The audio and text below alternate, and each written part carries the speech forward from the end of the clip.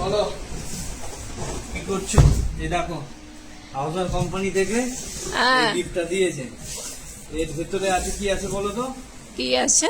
Bucket 24 litres, bath stool 9 inch, deep top 30 litres এ দিয়েছে, soft case, mug একটা, আর আরেকটা দিয়েছে, একটা কুল টাইপের দিয়েছে। ঠিক আছে, খোলো দেখি। খুলবো তার আগে বলে দিই কেন দিয়েছে হাউজার কোম্পানি। একটা স্কিম আছে যে একটা স্কিমটা তুললে আমাকে দীঘা নিয়ে যাবে, তার সঙ্গে এইটা তো সামনে দেখলাম টিচার্স ডে আছে, তো টিচার্স ডে তো পেন তুলতেই হবে, তাহলে স্কিমটা তুলে নিই। স্কিমে আমার দুদিন দীঘাও ঘোরা যাবে, এসি বাসে নিয়ে যাবে, এসি রুমে রাখবে, যত খুশি খাওয়াবে, আর তার সঙ্গে এটা ফ্রি। এই দেখো জিনিসটা দেখো, কত সুন্দর জিনিস।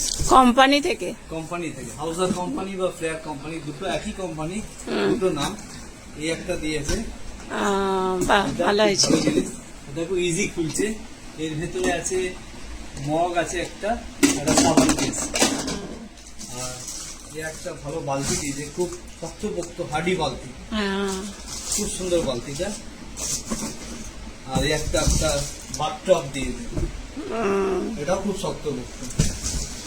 মানে হিসাব মতো টুকটুক করে মাল নিতাম, অল্প অল্প করে যদি মাল নিতাম তাহলে এটা তো হতো না, পেতাম না, তার সঙ্গে দীঘার প্যাকেজটাও পেতাম না।